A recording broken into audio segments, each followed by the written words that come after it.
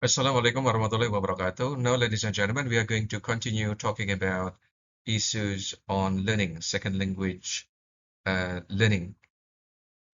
Um, we are going to talk about part two.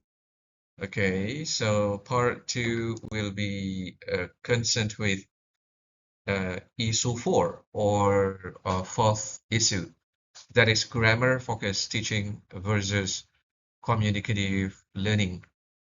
Ladies and gentlemen, a major issue in language learning is whether classroom focus too much on grammar or and too little on communication. So um, this is a very great debate here, whether classroom focus too much on grammar and too little on communications. Whether when you're teaching to your students, you focus on grammar or on communication. Well, task-based language teaching has gained a strong attention because it prioritizes meaning-focused communication and learning by doing. This is important in EFL context where learners may know grammar rules but still struggle to speak. The implication is that language classroom should balance form and communication more effectively. And let's talk about issue 5, learner autonomy and learning strategy.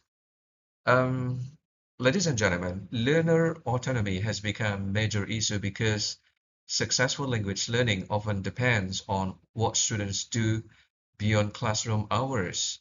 Language learner autonomy means learners actively plan, implement, monitor, and evaluate their own learning. Research also shows that technology can strengthen autonomy when learners use digital tools for self-directed practice. For English education students, this means we should teach not only contents but also how to learn independently. And slide 10, issue 6, translanguaging and multilingual practices. Recent multilingual education research has challenged the idea that English must always be taught through English only. Translanguaging suggests that learners can use all their linguistic resources to make meaning and support learning.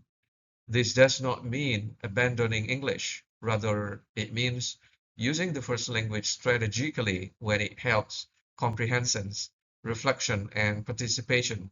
For EFL teachers, the issue is not whether the first language should exist, but how it should be used pedagogically. Well, ladies and gentlemen, let's turn to issue 7.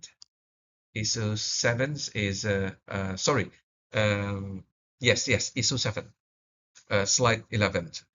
Technology and AI in language learning. This is very important issue today. Okay, important issue because I think we are entering AI age here today, and the English language teaching also is also entering this challenging age. Technology, ladies and gentlemen, especially artificial intelligence, is now one of the most current issues in second language learning. Recent systematic review shows that AI chatbots and generative AI tools can support speaking, confident engagement, and personalized learning. At the same time, researchers also warn about over-reliance, quality of feedback, and integrity issues. So the pedagogical question is not simply whether to use AI, okay, or not, yeah, but how we can integrate the artificial intelligence critically and ethically. Okay, well, we come to slide 12, bringing the issues together. Ladies and gentlemen, these issues that we have talked about are interconnected here. Motivation, anxiety, autonomy, communication, and technology all shape how learners experience the language classrooms. The teaching response, therefore, should also be integrated. Teachers should create a sort of a supportive climate, use meaningful tasks, encourage interaction, and guide students to become more independent and reflective learners. Well, the class discussions. This is for the class discussions. If we meet in the class, right? This discussion help you connect theory to live experience. And the question is, what is the biggest problem Indonesian students face in learning English? And which issue today is most visible in your own learning experience? And what should teachers do about it? Okay, it can be discussed in online discussions as well as in offline discussions. And as the conclusion, ladies and gentlemen, the biggest takeaway is that second language learning is multidimensional. If we teach English only as a grammar and vocabulary, we miss many of the factors that actually drive success or failure. As future English teachers, you need to see language learning as a process influenced by cognition, affect, contact, and instructional designs.